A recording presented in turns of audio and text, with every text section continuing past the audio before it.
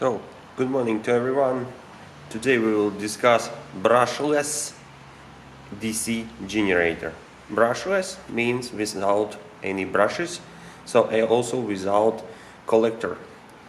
So, as you probably remember and as you probably know, the general imperfection of DC machine is that it has brushes and a collector, because this is the most weak part of a DC machine. So this generator, which is shown here, is a fully brushless machine, and also this is the DC generator, which has no brushes and has no collector. So this generator is 9 kilowatts rated power, so now it is 9 kilowatts, and its mass is approximately 21 kilo. So it gives us power to weight ratio of about 0.5 only, unfortunately. But let's take a look inside into this generator. What we have here? Actually, this is the AC generator with rectifier. But let's go step by step. First of all, as you can see, this is the DC generator because its terminals are very large. It is 9 kilowatt powerful, and its output voltage is 28, which gives us approximately 300 amperes rated current. It means that 300 amperes should to go through these two terminals, positive and negative. Just compare it with your teapot, which has only 10 amperes, and here we have 300 amperes. That's why these are so, say, fat. So also you can see that it has these windows, therefore this is the air-cooled generator. So now let's look inside what we have there. First of all, I would like to say that it is driven from this side, but it is driven directly from the engine. It means that it has no any constant speed drives. So let's tear down this machine and let's look inside what is there, what we have there. So everything is unfastened, so I can just remove this part of the generator. This is the front cover. In order to save weight, it is made of aluminum. Here is the magnet, and as you can see, it doesn't catch this material, so it is made of aluminum. Of course, instead of bolts, everything is made of aluminum, just to save weight. This is not a magnetic conductor, so it can be made of aluminum. Now I can easily remove this rotor because ball bearings are already removed.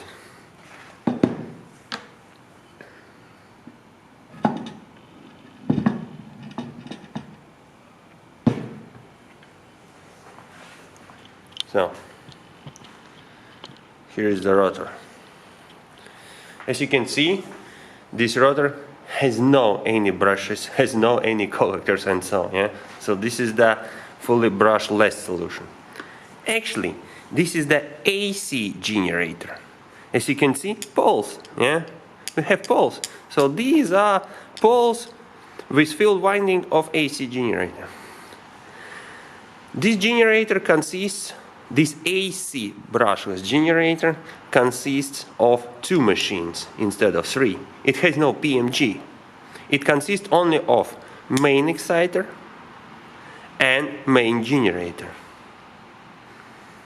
Main exciter in the rotor, as you probably remember, has armature windings which are in these grooves, and these armature windings, the outputs of the armature windings escapes from here. Further, these outputs goes to the rectifier. So here we have our diodes, if you can see them, diodes inside. So we can convert AC, which is generated in the exciter, into DC. Further, DC is supplied onto the field winding. Field winding, which is here, it is wound across poles. So this is the pole magnetic conductor. It is made of iron laminated plates. Yeah, of course these are laminated to reduce eddy currents. And the winding is made of copper. You can see it somewhere here, yeah, slightly. So windings are made of copper. Totally, as you can see, we have 8 poles. 1, 2, 3, 4, 5, 6, 7, 8. 8 poles, or 4 pairs of poles. The speed of rotation of this generator is from 4,000 RPMs up to 8,000 RPMs. It means that its output frequency of the main generator is about 300 at the lowest speed and up to 500 Hz at the highest speed. Approximately, of course, it's not fully correct. Okay, so what we have inside in the generator.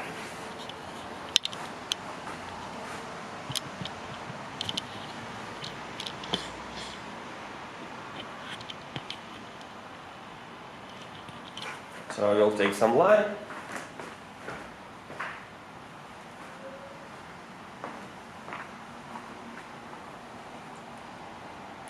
Okay, if you will look inside in the generator, you will see that at first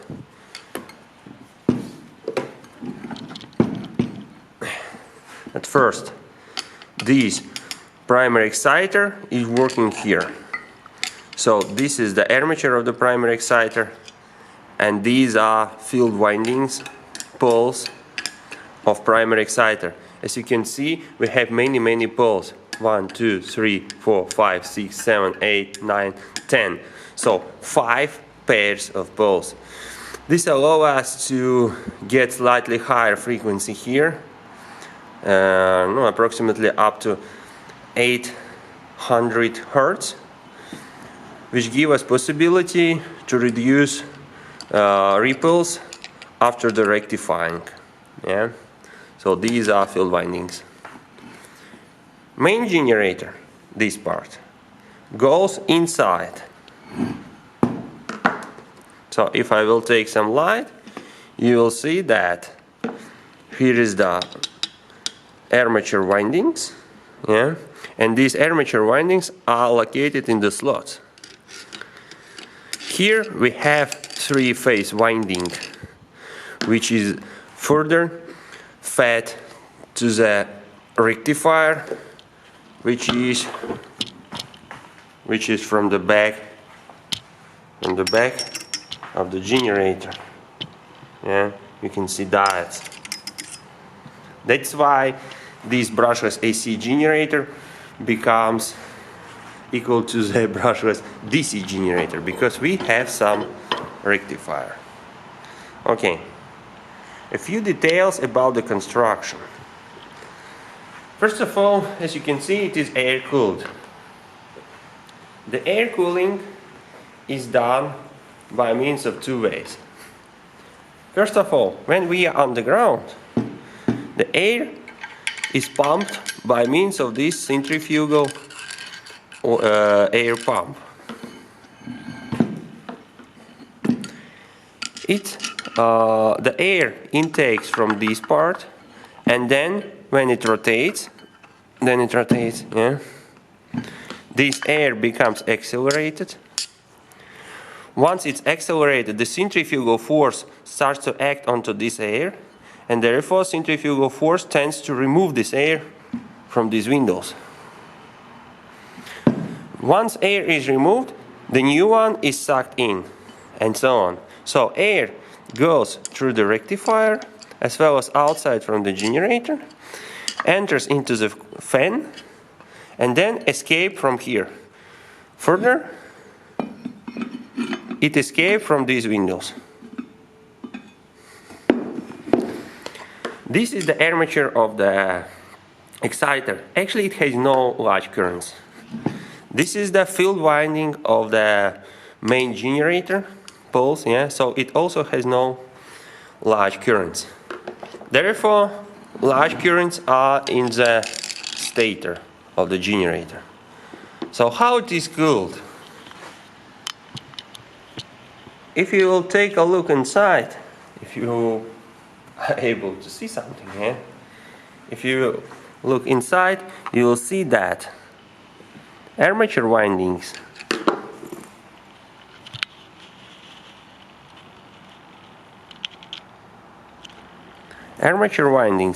are located on each magnetic conductor.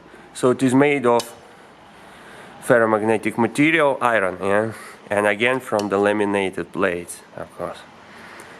However, this case, this yoke of a generator is made of non-ferrous material, which help us to reduce weight of the generator. Again, this is the magnetic conductor of the poles of the exciter. However, outside, yeah, so this is the magnetic conductor. It goes here, here, here, and into the next pole, here, here, here, and into the next pole. But this part, this is the yoke, and it is made of non-ferrous material in order to save weight. So, in order to provide cooling, it has these openings. And these openings also goes outside from the armature winding. This allows us, first of all, to pull air through these openings, yeah, and further, these comes from these openings. Yeah, it comes here into the cooling fan and then escape from these windows. From other side, these parts act like end fasteners, yeah, which provide better, which reduce flexibility of the case, of the yoke, yeah.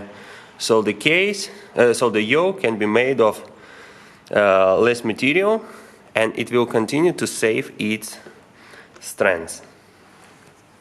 Okay. The cooling is done in this direction, yeah. So air is sucked from the back of the generator, yeah, from the back, goes through the generator and escape from this cooling fan. It means that everything what is from the back is cooled first. From the back we have rectifier. Rectifier diodes are more sensitive to overheat compared to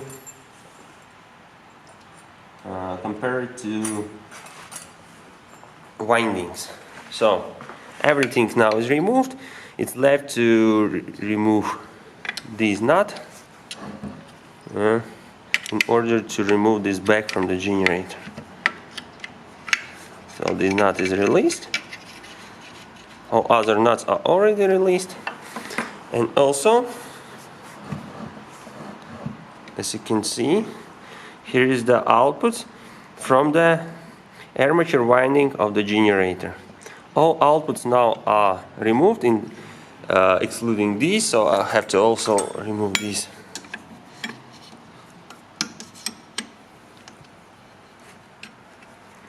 It's not very tight because it has been removed many times for the students. As you can see, this bolt is very large because all load currents flow through these bolts, yeah. So the contact must be very trusted, yeah. Okay. Now we can remove this back.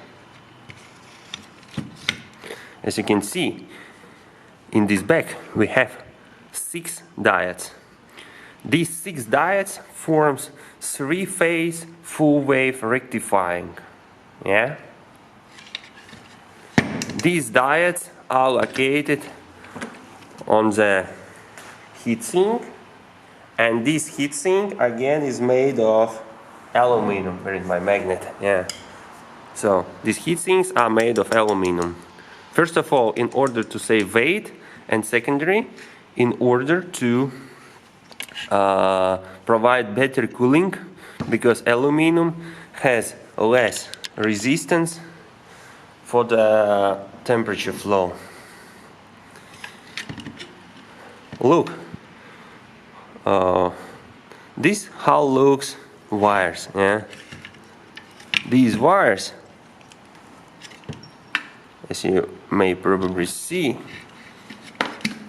these wires are really fat, yeah, really powerful. This is because the rated current is about 300 amperes. Further, output of this rectifier is fed to these two terminals. If we will take a look inside, as we can do, you will see that here we have 6 these fat wires. Yeah, so these are input and output of A phase, input and output of B phase, and input and output of C phase. So this is actually the AC generator, 3-phase AC generator, and this AC is further fed to the rectifier. That's why we call them DC generator. However, since we have this rectifier, it means that we do not able to operate this machine in a motor mode. So it is not able to operate in a starter mode. It's only generator. It's not a starter generator. Okay. Let's go back to the rotor. As you can see, the rotor is hollow, yeah, again. So the drive shaft passes through the rotor, and the drive shaft is attached from the back. Unfortunately, I do not have these drive shafts. So this drive shaft also is flexible, so this is the torsion shaft, and in case of some vibration it can slightly twist, yeah, because it is attached from the back, so it can slightly twist, and therefore it compensates for the vibration and overload. Ball bearings are fed onto these 3 rings. So ball bearing is here. Since we are using air-cooled generator, these ball bearings are sealed.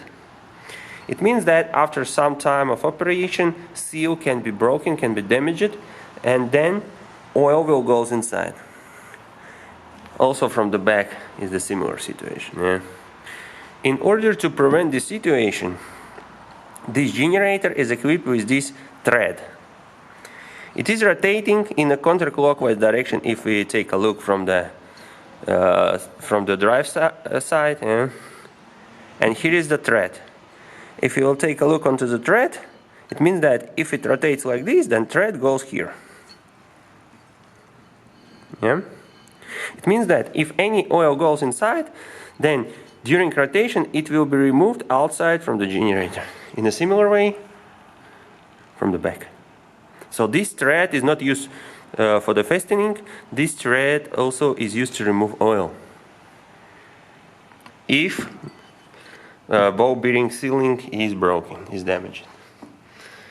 Next, how to check integrity of ball bearings. This is a really complicated task because actually we have to remove generator and we have to check how somehow manually do we have some free movement or not. Yeah. In order to reduce this workload, the generator is equipped with sensors. This is the ring, and this ring is put onto the ball bearing. Yeah. This ring actually has some little air gap. You can hear it. Yeah. And this little air gap is between this part, and this part. So, when the ball bearing becomes damaged, the drive shaft starts to shake. Yeah? All rotor starts to shake. When it starts to shake, this part starts to scrape this part. This part has metal pieces inside. When the rotor starts to scrape these metal pieces become shortened to each other. Here's the two pieces, and then signal is sent to the disconnect mechanism. Further, disconnect mechanism, which is located from the back of the generator, and it is not shown here, it is unfortunately removed. I do not have it. So this disconnect mechanism will activate, and the drive shaft from the back will be disconnected too, and therefore generator rotor will stop. As you can foresee, it's not possible to reset this disconnection mechanism. You have to remove the generator to overhaul, then you will replace then you will replace ball bearings, and after that you will reconnect drive from the back. Of course, it is possible that some debris, some metal parts will go in and will shorten these two metal traces, so the generator will be falsely disconnected. Yeah, so the false disconnection occurs. In order to prevent this surface is covered with insulating material. So debris will not cause contact between these two plates, and the contact will occur only when this thread will remove this insulating layer, and only after that it will get a contact, so two plates becomes connected when the insulating material is removed, and then it will disconnect. In a similar way, we have the same ring from the back, but I'm not sure that you will be able to see it. Yeah, you will not be able to see it, but it is from the back, just trust me. What is this? These pieces are used for the balancing. Yeah, so these are installed during manufacturing, and further these are fastened. Yeah, you can't remove them because this is the balancing of the generator. In a similar way, we have the same pieces from the back to provide balancing of this generator. So this is the brushless AC generator, which is equipped with a rectifier. Therefore, this is the DC generator. If you will ask me, is it possible to use it as a AC generator, I will say yes and no. Yes, you may use it as a AC generator, but its output voltage is not 115 volts. Its output voltage is so, which is required to get 28 volts after the rectifying. So its voltage is not 115 volts.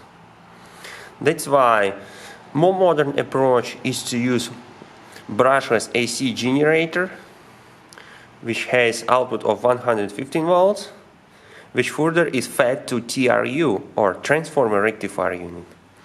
And the transformer rectifier unit will convert AC into DC, and also will convert 115 volts into 28 volts. This is a more modern approach. This is slightly older approach, but still existing.